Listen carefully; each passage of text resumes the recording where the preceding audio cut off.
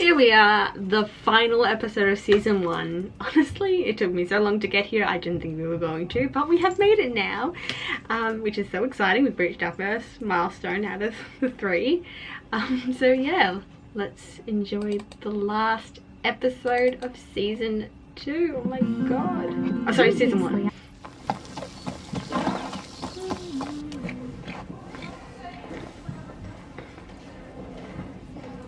Comanche got something caught in his teeth.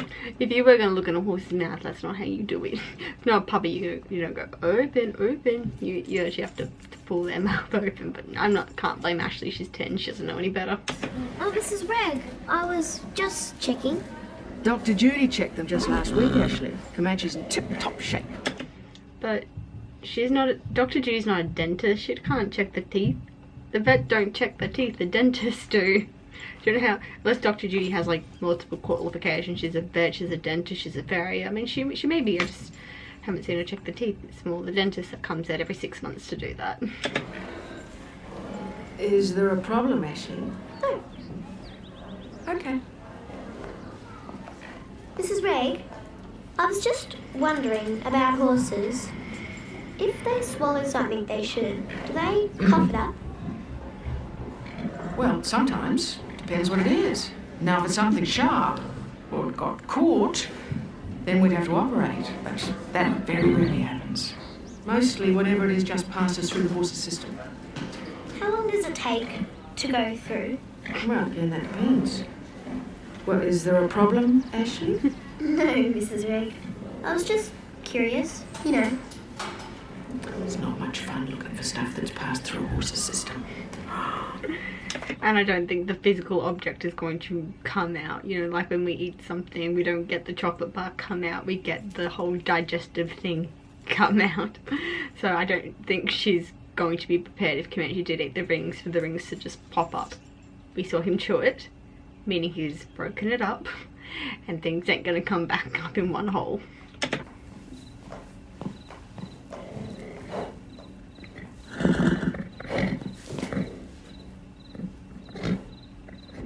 Ashley!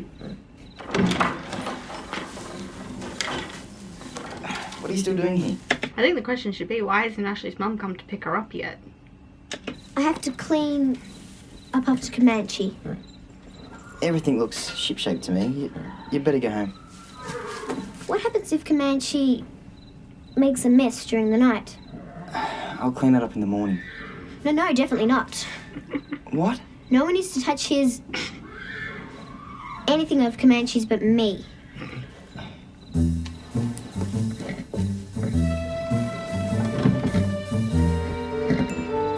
I know it's a very American thing to keep horses in the stables, but usually, like, if in Australia they're just holding cells, I guess I can say, holding stables to be used for the next rider. Horses are kept in paddocks and pastures at night because it's more room to run around and more room to stretch their legs. So I find it's very uncommon that unless a horse needs to be quarantined, that they wouldn't be in a stable at night.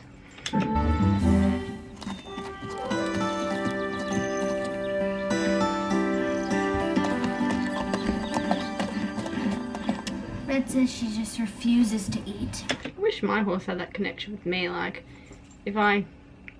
when I fell off and got rushed into hospital, she kept eating. She kept her life going. She didn't care. So I'm glad Prancer has that relationship with Lisa, seeming Prancer has about maybe 5 other riders with her, and she has that one special connection with Lisa. Because my horse, who was only ridden by me and my sister, didn't have that connection with me. I couldn't bear it if Prancer got sick too. She's pining for Lisa. It's different for us. We know what's happening, and we can go visit her. Yeah.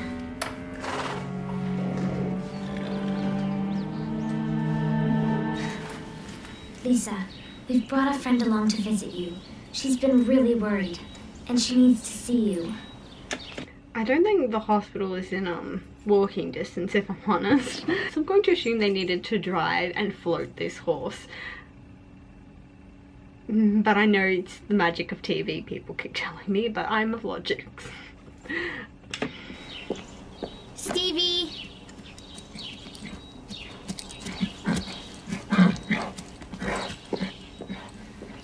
Prancer.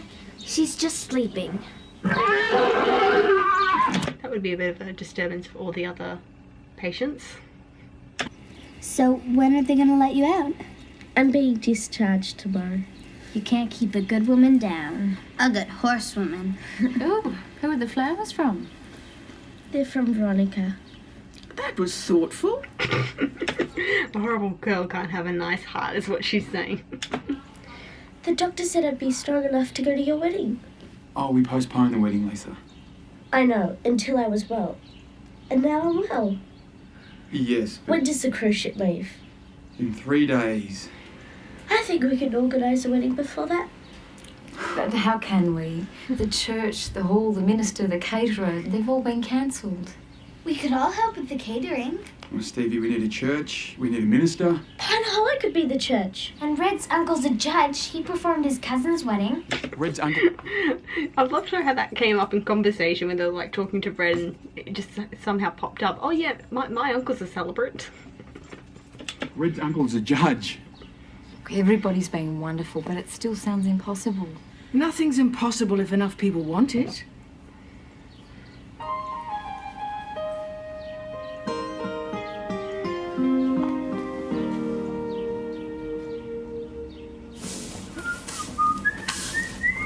Hey, Ashley. Isn't it great news about Lisa? Yeah, good news about the wedding too. What about the Again, a nice time to say the S word in her position. wedding? Now that Lisa's okay, the wedding's back on. You alright, Ashley? What's wrong? Comanche's gone! Yeah, I put him in the top pasture. No!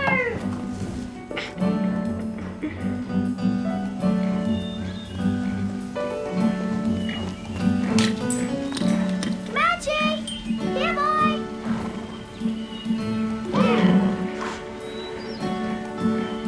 Exactly what secrets would do. Nah, not today.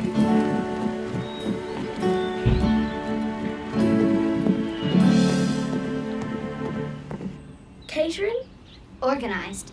It was amazing. Chez Andre said he would do it for half the price if we picked it up.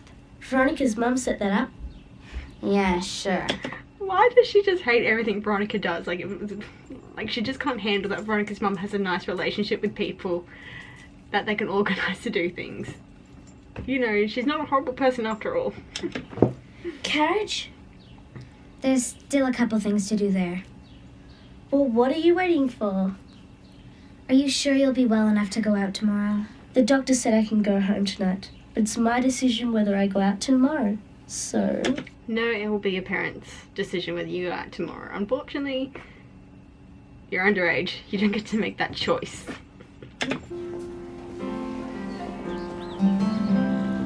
She had a jumper like the golfers do, you know, at the country club. And that's how they have their jumpers.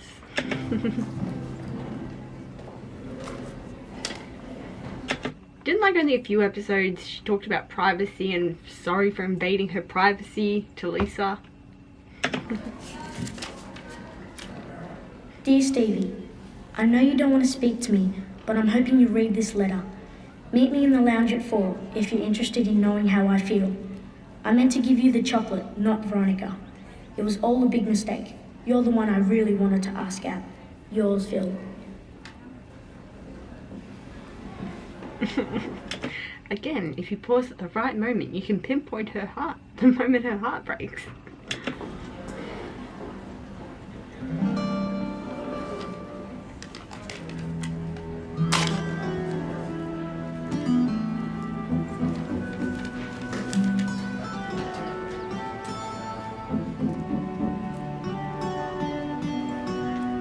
I'm kind of wondering why Stevie didn't pick that up in the first place, like different handwriting, different colored pen, different slant. Like, how did she not realize that it was two different handwritings?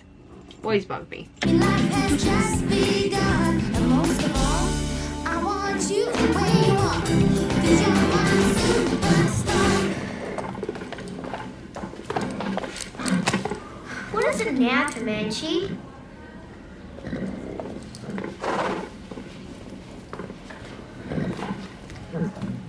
Good boy. That's a weird way to stock a broom. Normally people would have it around the other way, having the bristles on the floor. So the fact someone has stuck it upside down, I guess you could say.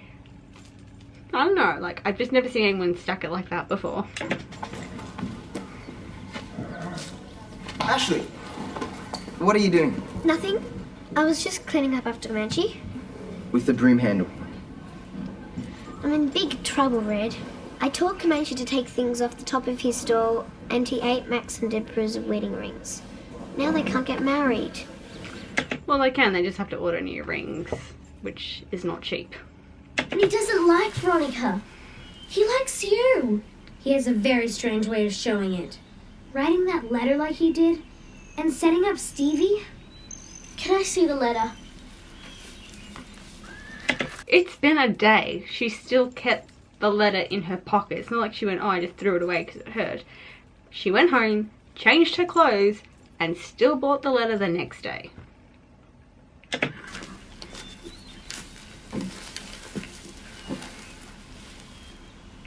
Are you sure this is his signature? It says Phil, but the L's different here to here.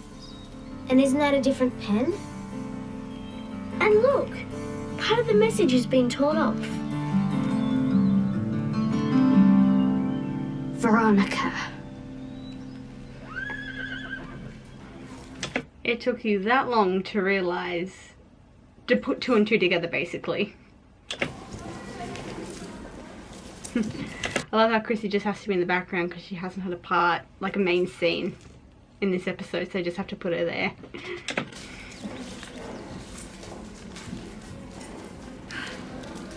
Hey Phil, after the wedding, do you want to come back to my place and watch videos? I don't know. It's In the 21st century, oh sorry, like in 21 years, it's now, do you want to come back to my place and watch Netflix? Boy, times have changed. Like, even like only a few years ago, it would have been DVDs. But just, oh, videos, that is such an ancient term. Like, even 5 years after this episode, it would have been DVDs. And now it's Netflix, Stan, Presto, Prime, Amazon. Wow, times have changed.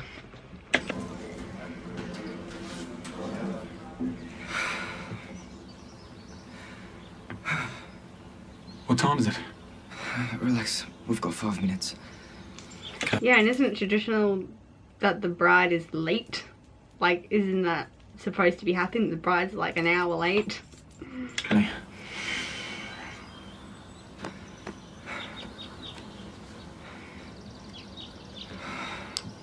Boy, am I nervous. What are you nervous about? I've never been a best man before. I've never been a groom before.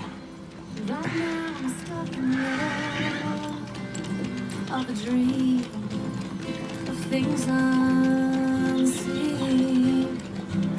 Right now I'm waiting to dance. This is every horse rider's dream, to walk down the aisle like this. Let me tell you, what did the Saddle Club start about our weddings? Waiting for something to take my hand and to lead me on a path of all my heart's desires. Safely guide me to the end where fulfillment will be mine forever.